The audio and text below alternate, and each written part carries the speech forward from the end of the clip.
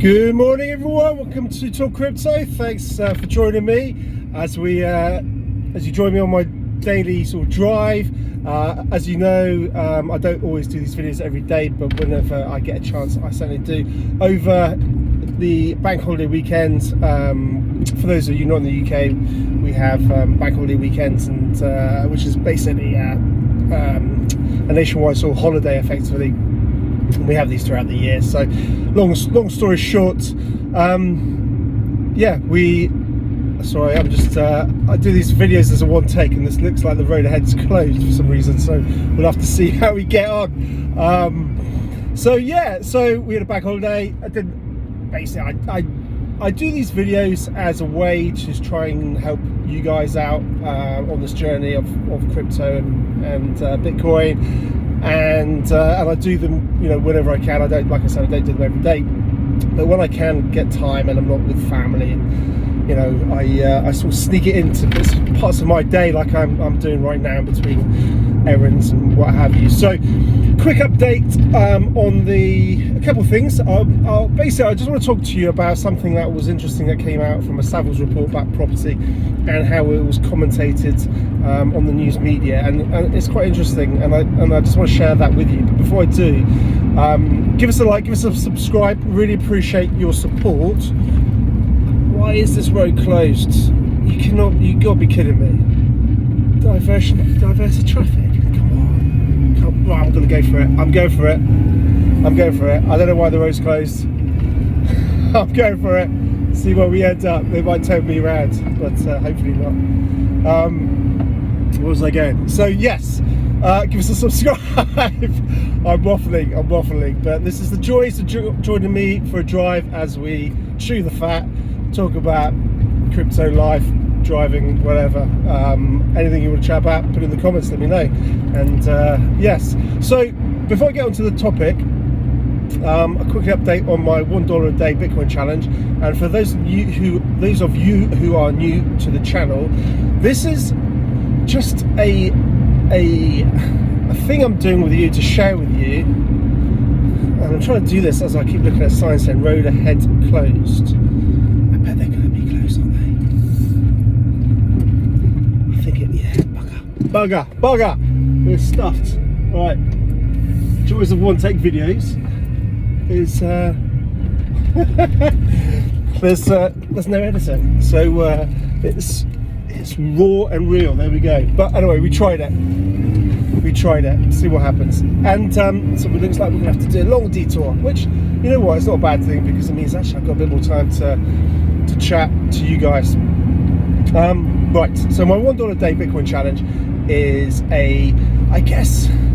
it's a way for me to historically record and be able to look back in time to go, wow, that was a really interesting almost experiment. But it's also a way for me to encourage you, if you've obviously heard about Bitcoin, otherwise I doubt you'd be watching this video, to be honest with you. So I doubt this will be the first video that you've come across, or the first time you've heard it. But possibly this may be the first time, or maybe you haven't actually sort of pulled the trigger, is what I'm trying to say. So you go. Right, and really it's just to sort of say, look, you don't need a lot of money to be dipping your toe into it, and it just helps. As soon as you have skin in the game with something, you pay more attention, you start learning more, and you move beyond just having a very brief, scratch the surface perspective, if that makes sense. Right, we are really going through the country lanes now, so I'm just going to concentrate. Because for those of you who don't live in the UK, you're a bit of fast chap, are you? We have lanes which have no more room than one car. Literally there's no room other than one car can go down it, and occasionally there's little gaps you can sort of pull over and let people through.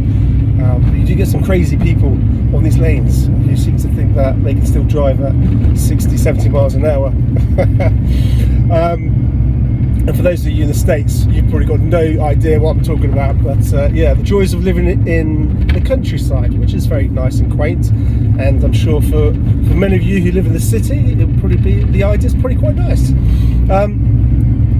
So going back to the Bitcoin challenge, it's just a way for me to demonstrate and show you that even a small amount would have a big impact. And when we look back at these videos in 10 years time, it's going to be really, really interesting, because the amount of times I hear people say, oh yeah, but it's too late, or I've missed the boat, or you know, if I should have invested in 2010, 12, 13, 14. Everybody who is in Bitcoin always says that they wish they'd invested earlier.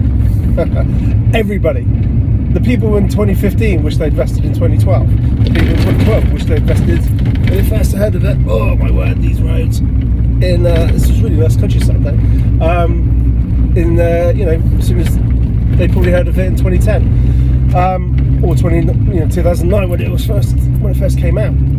So you're never. The point is, everyone thinks they're too late, but you never are. And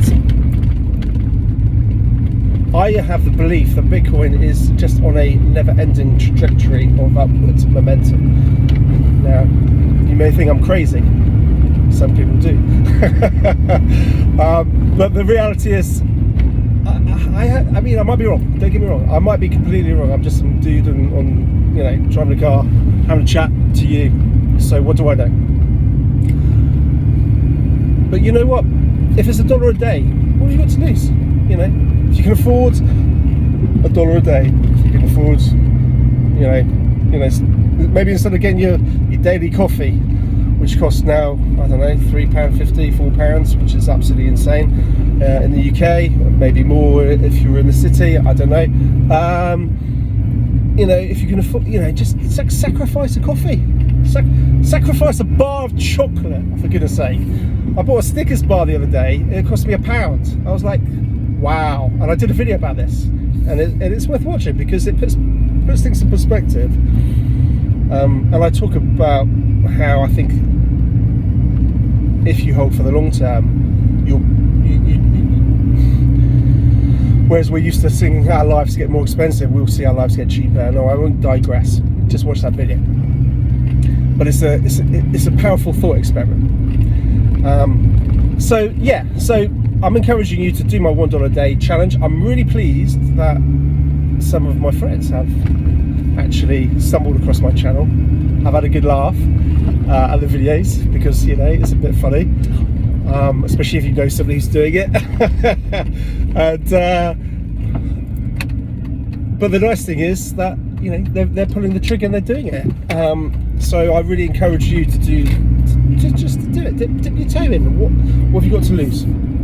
Maybe I'm completely wrong. Okay, you're gonna lose $1 a day. But anyway, so that's my $1 a day thing that I'm doing. Today I got my $1 worth of sats, which was from memory, and again I'm doing all this from memory as I'm driving a car. So 1,909 sats, I do believe. Now, just to put a caveat on that, I'm using good old British pounds, so it's not quite $1, but I'm just keeping it simple for the video for you guys, so I get a little bit more. It's a little bit more than $1, but the way that the British pound is heading, it probably will be a 1-to-1 parity at some point in the not too distant future. So moving on. Apologies for the waffles, but moving on to the point of the video.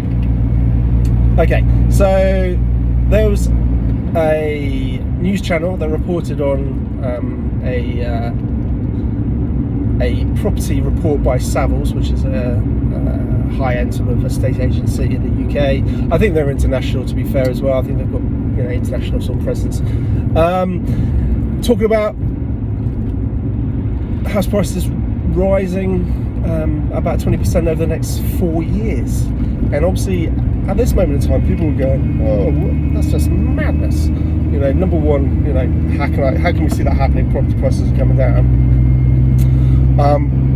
I'm not really talking about whether, you know, this video is not about whether it will it won't, but it was just, what was interesting was the take on it by the presenters of of the show. In particular, one of the chaps said, if inflation was at that level, we'd be all going, you know, crazy. It'd be horrendous. And obviously there was these arguments. That's, you know, it was interesting. Some of the presenters were like, well, actually, I don't mind, because 20%, you know, means I'm getting richer. And the other presenter, I believe, was a renter, just from what he was saying.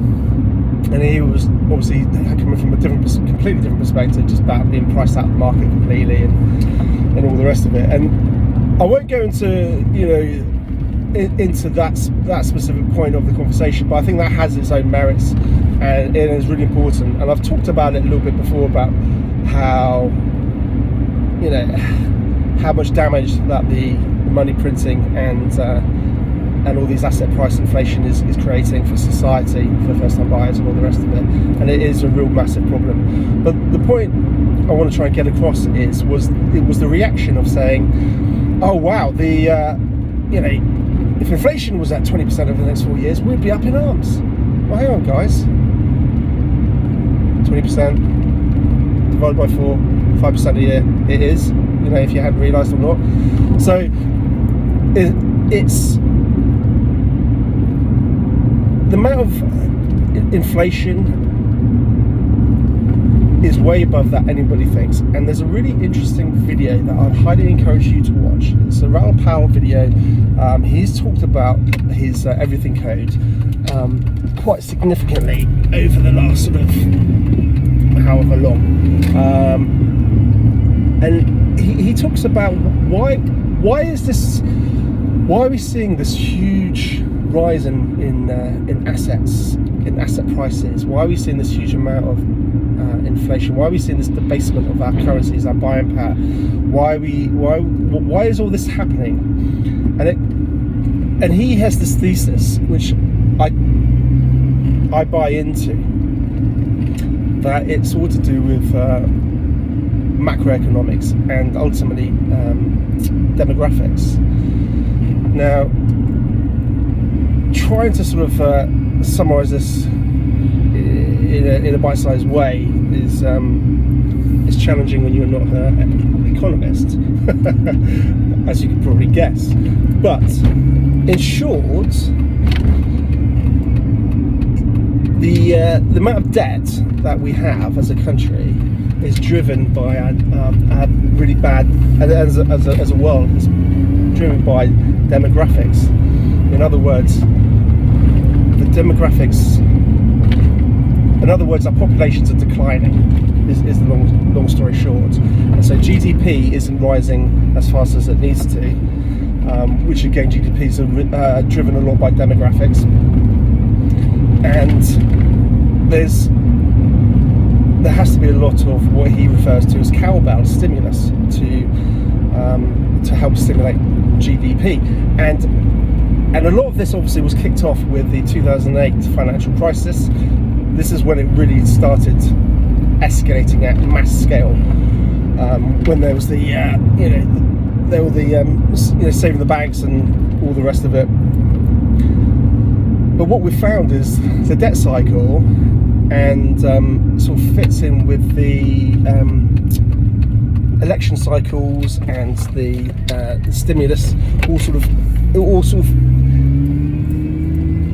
Sorry, I'm just trying to drive as I'm talking.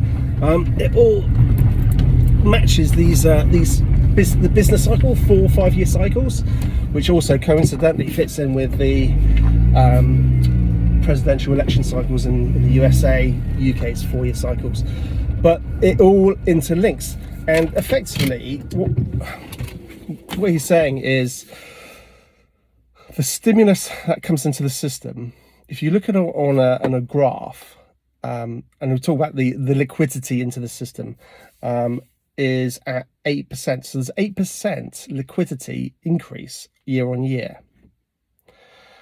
Now, if we add that to the global inflation rate of, let's say, 4%, he's saying basically, just to keep your head above water, you need to be hitting at a 12% return on investment. So global liquidity is growing year by year at 8%. So that's new money pumping into the system every year just to, I guess, pay for the debt, the bills, everything that they all promise, the healthcare, the poor demographics that we're experiencing, where we've got an older population, and you've got to obviously service all the pensions and everything that governments all promise and say that they'll deliver. So liquidity is increasing by 8% a year.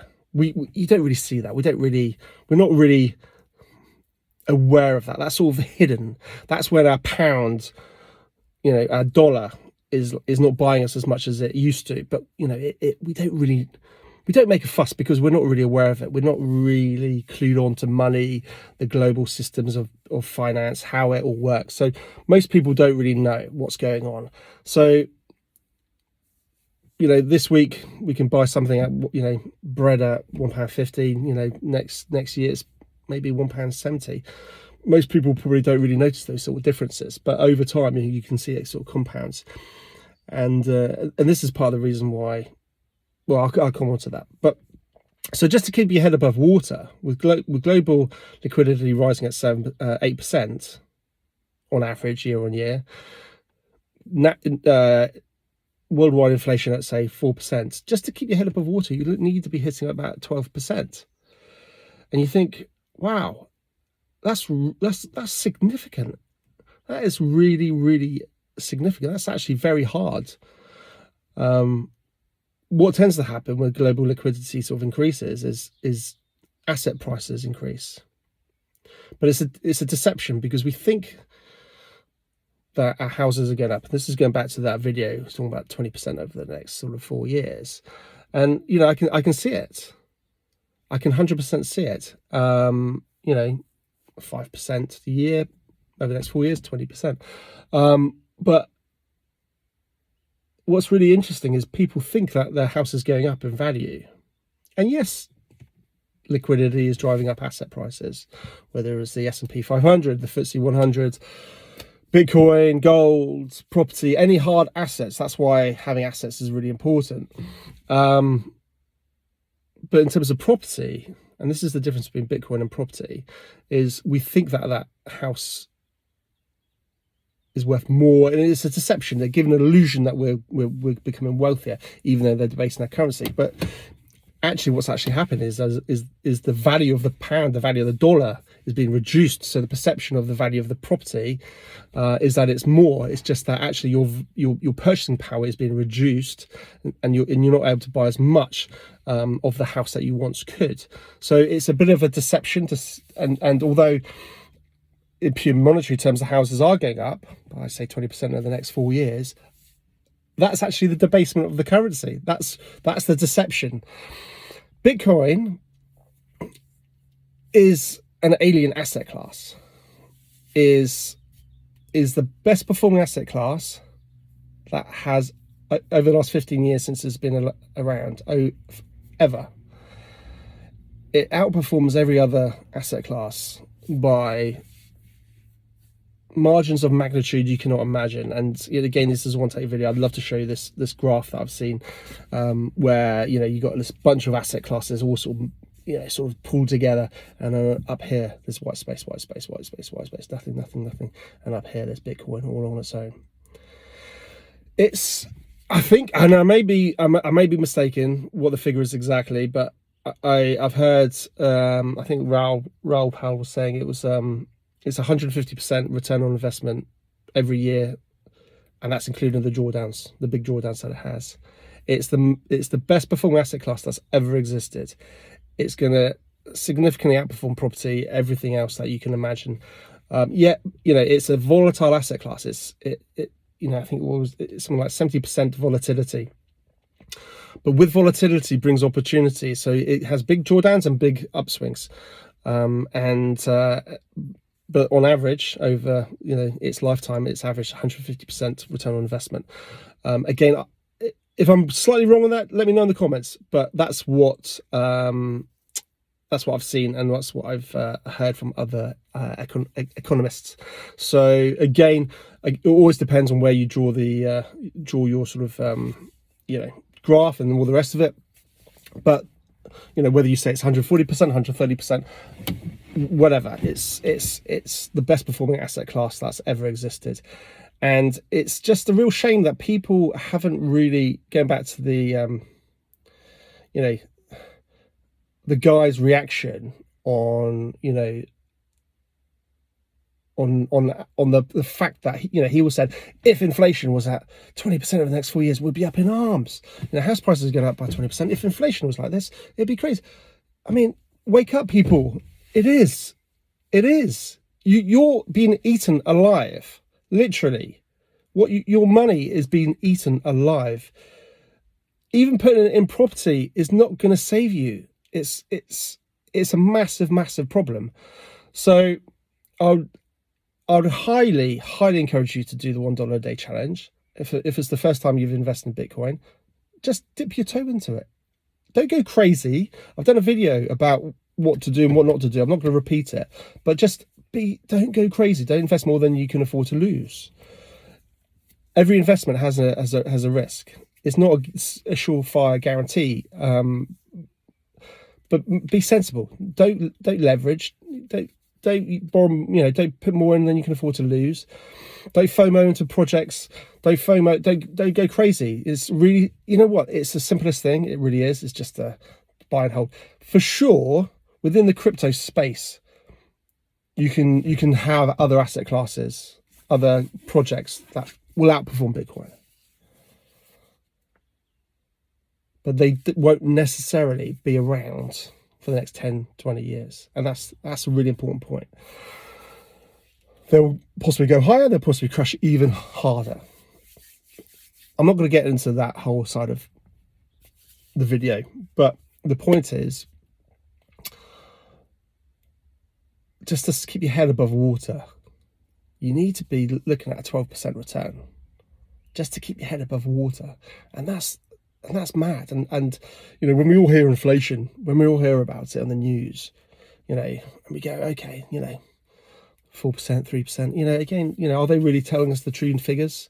We know, like I said, I'm not going to keep repeating myself, but the liquidity that's been, you know, put into the system increased is 8%. It's significant. It is significant. And that's just the money printer just constantly keeping out, you know, printing out more dollars, creating more debt, creating this cycle that we, you know, that's Raoul Pal's everything cycle. And it's all just sort of almost like, you know, musical chairs. Who's going to be the last one, you know, standing type thing.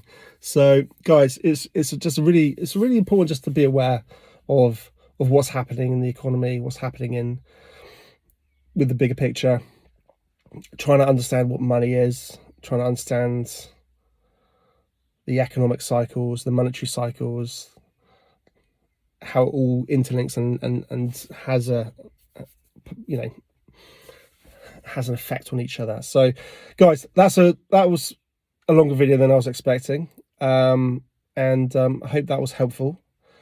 Put what you know, comments that you think, you know, what you're thinking in the comments. Let me know what you think. How are you playing this? How are you thinking about it? Are you just a property guy and you think that everything's going to be fine? Are you just dipping your toe into Bitcoin for this first time? What do you think about the everything code? Have you heard it from Raoul Pal yourself? Do you think there's merit in it? Have you ever considered that actually you need 12% just to keep your head above water? Do you think that's just madness? Do you think that's a load of rubbish? Yeah, be interesting to know what you guys think. So listen, thanks so much if you're still here watching. Really appreciate it. Thanks for joining me on my drive as we chew the fat. And I'm going to go and crack on with my day job and things that I need to be doing. I love you and leave you. And Moj too, and we'll catch up soon. Take care.